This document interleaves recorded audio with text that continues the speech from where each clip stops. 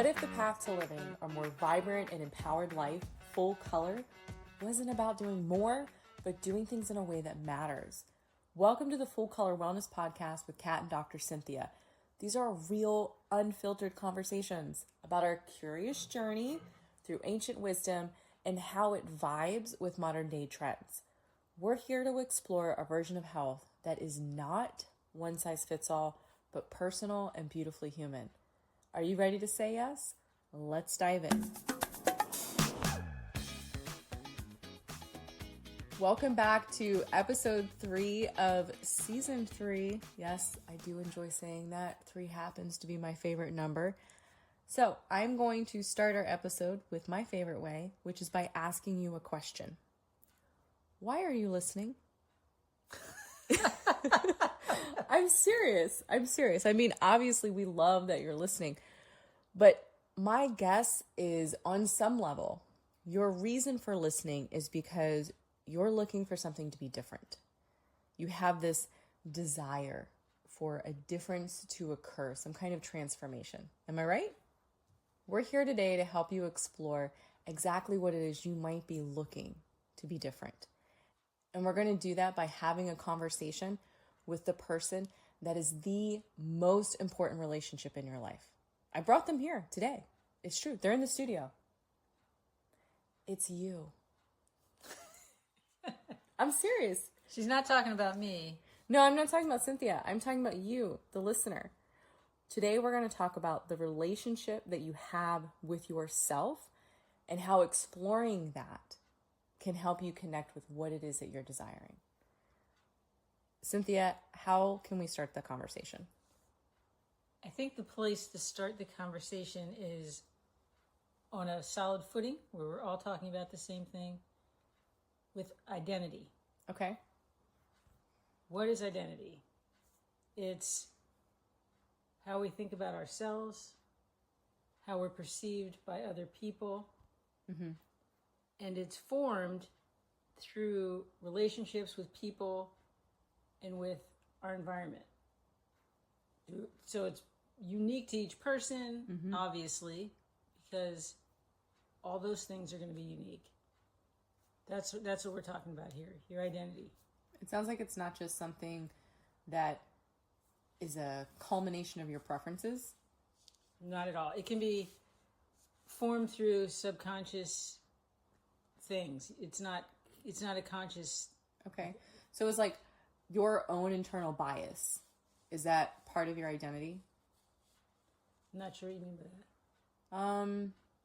Like your bias, like your preferences, your isms, your lens that you see things through. Is that kind of considered identity on some level? I would say on some level. I mean, Okay. It's your culture, it's your family upbringing, it's all these things that you've been infused with, including new relationships, etc., can influence your identity. New roles.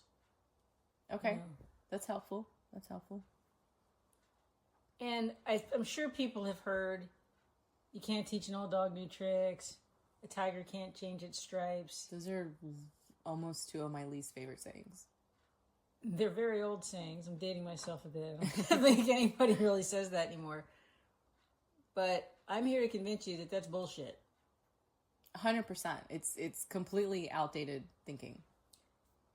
Identity isn't fixed. We've talked before on other podcasts about neuroplasticity, the idea that your brain, you can kind of rewire your brain and you can change throughout the whole course of your life. I've changed. I mean, chapter after chapter. So I am a believer that who I am is not fixed forever. You know? It's absolutely not. But let's convince the listeners of this a little bit. And we're going to start with where it lives in the brain, so to speak. Okay, great. And the brain's very complicated, many systems, processes. So I'm speaking high level here. Okay, yeah, let's only nerd out a little bit. Yes. I would say, in general, our sense of identity lives in our memory. Okay? Let's start there. We think about the past and how we were in the past, events that happened, how we reacted, how we felt, all these things. We think about ourselves in the present, and we think about ourselves in the future. What might happen? How might I feel if I have this conversation or do this thing? But we're often, like, when we think about, when I think about myself in the future, light bulb moment, I'm picturing me now. But you're picturing... No, like, I'm picturing the version of myself now, which is completely ridiculous because I am not who I was yesterday, and I sure as hell am not who I was 5 years ago. Like, I might not hang out with that person. I would, right? I like myself, but I just realized when I think of myself in the future, I'm always picturing who I am now, and that feels really limiting right now. We have no control over the future. Yeah. But we're thinking in these three different states about how we think about ourselves. We're thinking about how others perceive us. Yeah. How we want them to perceive us. How we want them to perceive us, and how we're reacting and feeling in response to these other people and these other situations. Things we can't even necessarily control, right? But that's what we're thinking about. These are all the kinds of things that are floating around in our head. So our identity is the person that I'm picturing when I'm remembering what I did in the past. It's the person that I'm picturing responding to something right now. And my identity is also the version of myself that I'm seeing portrayed responding to something in the future. Yes. Okay. We're talking about our identity in the present and how we can change it, but it's impacted by these, housed in this memory, these thoughts of ourselves, etc. Does that make sense? Yeah, no, completely. Like I created that picture of who she was by thinking about in a very fast way, as we do subconsciously, of like who I became from all of those different things. Yeah. Okay. So you're with me so far? Yeah. So it for the most part, identity is living in my brain, more in my memory. Yes. Okay. Memory is where this construct is. Okay. The primary area of the brain involved in this is called the medial prefrontal cortex. This area of the brain has a couple different parts. We're not going to get into all that. But it essentially is a hub that integrates information. Emotions, self-control, decision-making, your sense of self. It just takes in a ton of information and integrates it and spits it out to coordinate other things and other areas of the brain and body. So that's what's using to like dictate my behaviors. More or less. Más o menos. And this coordinates, this area really processes this sense of self. So these self-related concepts, how you think about yourself, self-awareness, are here, and it feeds information to other memory areas in your brain. So your sense of self is more easily recalled, it's interesting, than other information related to other people or events, Okay. for example. And if this area of the brain gets damaged, your sense of self becomes impaired. That's often how we find out which parts of the brains are involved, by something gets damaged, and then we're like, oh, look what happened, right? So, hey, wait a minute. So does that mean that I remember what I said better than you do? you do not. No, I totally think that's what she's saying. You do not. Yes. Your memory, I'm always right, basically. Okay, well, the jury's out. All right, but I think that's really interesting how our memory kind of puts our own identity in our version of things. If you think about our interactions with people or our perception of other people's behavior, for example, someone does something and we make an assumption about it. We attribute that behavior to their personality. If we were to do the same behavior, we immediately have a reason behind it. That's not who I am. I was just having a bad day. That's not who Well, we have more context. We do have more context, but we also, perceive ourselves within all those memories and knowledge of how we interact. And we don't know that about other people. And our brain loves shortcuts. So our brain, when it's assessing somebody else, is just like, meh. It's deciding for us very quickly why that person's behaving in that way and assigning like a set of attributes and identity to that person. Exactly. Okay. So that we don't have to your brain's doing a bajillion things all the time. I mean, just the sensory input from a room you're sitting in, the lights, the sounds, the movement, all these different things, your brain has to be as efficient as possible. And that's one way we do it, is by these shortcuts. Things get dropped in a bucket. And that's a great segue, because these buckets are built by laying down tracks in our brain, essentially. These pathways in our brain. We do something, becomes a habit, and it's like you're walking that path again. You're walking that path again. You're walking that path again. What happens if you walk a path through the grass? You get a walkway. Yeah. You wear the grass out. You have a nice clear path. That's essentially what's going on in your brain. So the things that you do over and over again, these habits, lay down these tracks of who we are, these neural pathways. That repetition is what makes them these shortcuts. It just, now the brain goes, great, I know that way. I don't have to think about it. When I hear you say this, the first thing that comes up for me is my, back in the day, initial reaction to always take charge, right? Like I started doing that when I was a little kid, right? I took charge of the situation. That's what I did. And it became very natural for me. I would hear other people talk about being intimidated or nervous or unsure, or that sounded exhausting. And I couldn't relate to their reasons for not just kind of taking charge. And it was very much part of my identity. And it wasn't something I worked at. I just did. Like, sure, I'll do that. Well, that became, without getting into detail, that's something that came from your family systems when you were very young. Well, yeah, I know. But when I'm thinking, laid down. Yeah. That, I think, for me was one of these neural pathways, because it was just such an easy act of behavior for me, and part of my identity of, like, I'm bossy, I take care of it. I'm the leader.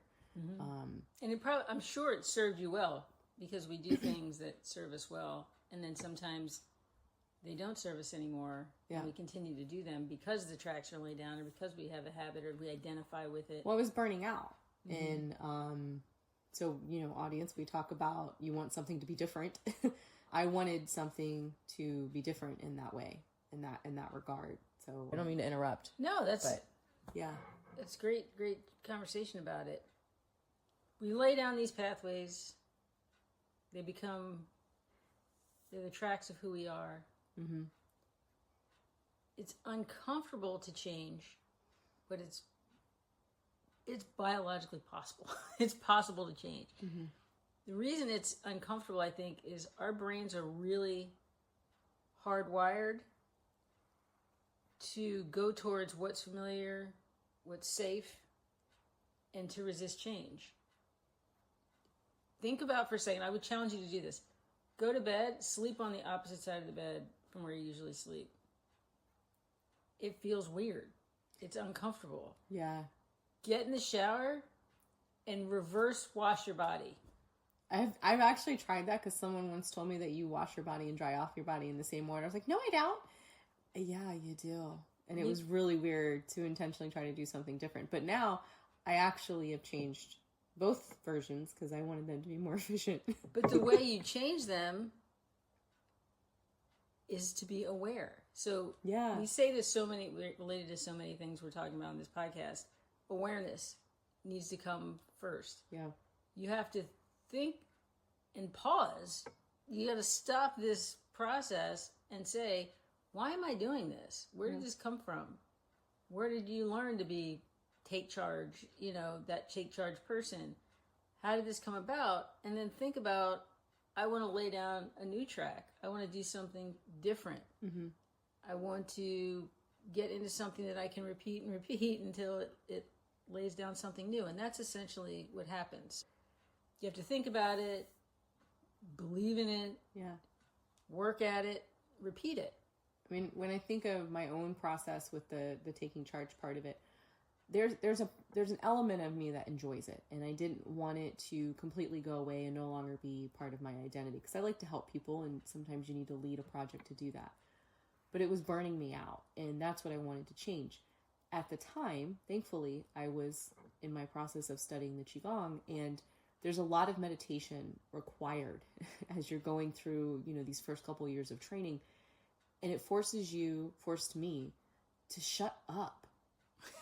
Just shut the hell up, sit down, be quiet for no reason other than that. And what happens is the first 10 minutes are the noise, right? That's kind of how I describe it. And it's, I need to go to the grocery list. Why am I sitting here? I'm breathing funny. Who farted? It's all the noise. You're welcome. And once the noise clears up, these other things kind of bubble up. At the time, we were learning, I've talked about this before, how there's 5 key elements that traditional Chinese medicine is based on. It's a set of behaviors and traits. And we each, more likely than not, have one single element that's kind of dominant in who we are. And at the time, for me, I was a wood. Okay? And if you think about how wood behaves in nature, I like to use bamboo as an example. For anyone who gardens, I'm sure as soon as I said bamboo, you were like, oh, hell no, I'm not putting that in my yard. Why? Because bamboo just takes everything over. Now, my leadership and my bossiness, while it had some value in it, it often caused me not to see and hear other people. And while there was plenty of growth, it was my growth. And it wasn't communal, and it wasn't towards a common goal, and it wasn't as valuable as it could have been if I had done it in a more inclusive manner and taken a step back and not been so woody, but to actually listen. And that awareness allowed me to start walking into meetings and being quiet and recognizing those who needed a beat to process the new agenda or process the new goal. And it allowed me time to see their value and to accept their help and to ensure that there was room in the plan for them to show up. But I had to get quiet to hear what I wanted to be different. That's so much who you are today. Yeah. It was a lot of work. It's interesting to even think about you being that way because you're so communal and such a good listener. And look, I cried a lot when I was younger, and it was because I didn't understand why, if I had the intention of helping somebody with a project, it didn't end in this kumbaya moment. And it's because I trampled all over whatever the hell they wanted because I didn't hear them. I decided what they needed, what they wanted, what would be best. And that doesn't make people feel good. And what I wanted was to make people feel good. Right. This wood element was out of balance. This part of my identity was out of balance. It had been laid for me. But getting quiet, listening, and really putting in the work to stay quiet with myself and to remember the change that I was trying to have happen in my personality and in my identity, it made a huge difference. And I like that you started by talking about kind of wearing this path in the grass, because you've talked with me about this before, and I want you to share with the listeners what happens to the grass when you stop walking that same path. Do you remember the rest of that story? No. Do I tell this story? Okay, I'm going to share this story, but it's not my genius, it's hers. You talked about how a person will start walking a different route, and what happens to the old one is the grass grows up. So after so much time, right, after repeatedly going... That was the obvious answer to that. Right, but after repeatedly going a different path, the old path became uncomfortable. The old path became something that you don't want to do. And the new path, the identity you're trying to have, is no longer work. So that inclusiveness that I strive for now, how you're I can't imagine you the old way, it's because now that is what's comfortable for me. Yeah. Yeah. As usual, I kicked it off with the science. Yep. But I'm sure there's an energetic piece to this also. There is. I talked a little bit about it, kind of understanding what's dominant in you and recognizing that you can change. You can kind of change that, but it requires you to get quiet. I like to encourage people to start with an exercise of drilling down their identity and who they are into one word.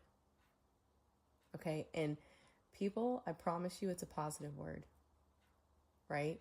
The essence of who we are energetically is as close as you can possibly get to joy, to love, to happiness. Any word that's close to that that is going to be close to what your keyword is. So don't go bringing out bossy. All right. That's It not honestly felt a little uncomfortable when you said that, when you said to do that. Yeah. Because immediately you want to think of yourself as this dynamic person, and how could you possibly distill yourself? That's how I responded to that. We are energy. Energy is yin and yang, positive, negative, and if you're lucky, you get it all balanced and it's one thing. So I'm going to get you to start with the balance, and that is choosing the one word. Okay? When we do this work energetically, that one word is kind of the core of who we are. All the other words that came up around that distraction and that noise, those are the different layers, the different energies that have kind of attached themselves to us. And you can clear them by just taking a breath, centering back on that one word. And when you exhale, kind of think of those words just sort of like flying off of you. Can you give an example? A lot of the example words for me are very like egocentric. So a doer. Okay. That is a word for me that is very ego, that I need to like fling off of me so that I don't, go towards that kind of imbalanced energy. So I just sort of take a breath. My core word is joy, right? That's kind of where I operate from. And I just inhale it. I feel the joy in my body. And then when I exhale, anything that's not related to it, which sometimes is, these kind of egocentric words, it just sort of flies off of us, right? These extra words, this noise, these are like layers that we don't need to be carrying around all the time. Okay, they aren't actually us and who we are. And often they're related to roles that we've outgrown, especially roles that we established in relationships. Like we talked about that kind of bossy being part of my family dynamic. My brothers have grown. They don't need that anymore. I don't need to be that person. These words can be easier to offload than you actually think. And again, I'm going to go back to this over and over. It starts by getting quiet enough to hear kind of who you actually are. So becoming aware of it and then consciously letting these other words go. Yeah. And then what you do as you move forward with change, you don't have to think about, I'm changing to improve myself. You're actually just giving yourself permission to be that one word. Right? If you only get to be one word, it's going to be a damn good one. Yeah, don't pick asshole or something. Yeah, it's going to be really positive, and it's going to help drive your behavior more in a direction that resonates for you, that's true to you, that allows you to live close to your core value, because it's who you are, right? Now, when I finally did this and I let go of the perceptions I wanted people to have with me, the expectations I thought that I had for myself, and I just started living from a place of joy, I explained to people that it's like putting on the most perfectly fit glove in the world. Just take a second to imagine this with me, people. Take this beautiful butter soft glove, put it on your hand, and you can feel your fingers like fully take up all of this space. That glove becomes part of who you are. That is what stepping into your own identity felt like for me. And it was amazing, and I haven't gone back. We want to take a beat and recap for you listeners for a moment. The change is not about starting with doing more. Okay? We're trying to help you not take action yet, but just hear what it is. Why are you listening to this podcast? What is it that you desire? And the way you're going to find that out is by getting quiet. Okay? Once you know what that is, believe that change and that transformation could happen. Why? Because of neuroplasticity and the ability to change your neural pathways at any age. Yeah, exactly. Get curious about what that change could be. Don't be limiting. I mean, like I said earlier, light bulb moment for me. I've been limiting myself because I'm picturing who I am today as the person responding to the future and living in the future. Girl, let me just tell you, I'm going to give myself wings, a cape.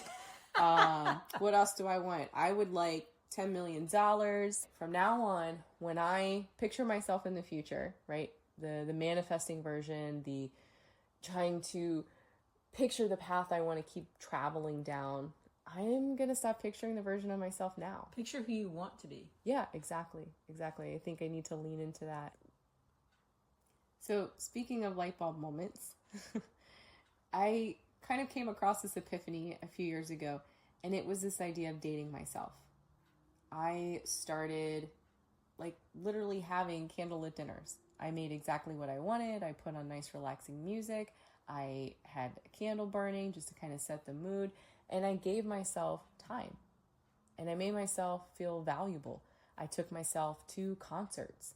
I went on hikes. And I went into these experiences not feeling lonely, but feeling a sense of excitement like you would getting ready for a date, because I knew that I was setting aside time to show up for myself and to be with myself. So I would encourage you to do the same. As a matter of fact, I recommended this to you when we first met, right? Was it uncomfortable for you when I suggested taking yourself on a date? Or was it a new concept for you? I think for me, having been so many years where my identity was linked to others, kids, etc., doing things for myself by myself was a weird concept for me. Yeah. But I really enjoyed it. I really came to enjoy it. What were some of the first couple of things that you did? Cooking for myself, which you have to cook for yourself. I had to cook for myself. There's a difference between making dinner and putting music on, having a glass of wine, making a really nice meal, go to the movies by myself. That was new for me. How did it feel the first time? It felt weird.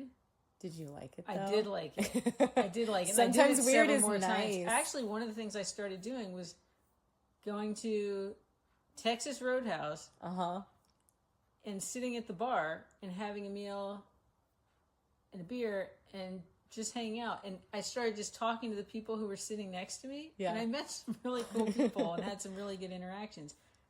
But that was something I didn't go out to dinner by myself before or do things like that. But I really, really started looking forward to it. Yeah. Dating yourself is about, if you don't know what quality time feels like and you don't know what being present for somebody feels like or being appreciated and considered feels like, you can give all that to yourself. Because I see people give so much of these things to others. So if you feel like you're missing some of that and you're kind of like, oh, what have they done for me lately? Girl, do it for yourself. Exactly.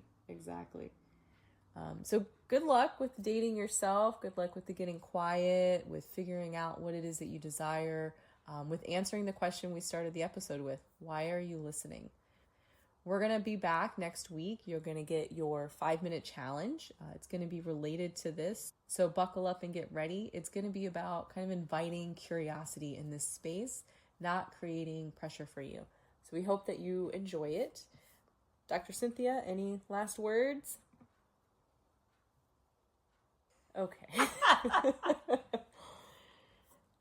We want to thank you so much for joining us today. If you would like to dive deeper, be sure that you download the workbook, get ready for the challenge that comes out next week. And we want to keep exploring this path together. Drop a comment and let us know what your thoughts were when I said date yourself. I'd love to know kind of how you responded to that. Or if you took yourself on one, tell us about it. Yes, I'd love to hear about it. We would love to hear about it. Before you leave, as always, please share the wealth of health by liking and subscribing to our channel. And remember, this is your journey. It's all about taking these small, meaningful steps towards a healthier, happier you. Full color. Until next time, say yes to your well-being and take care.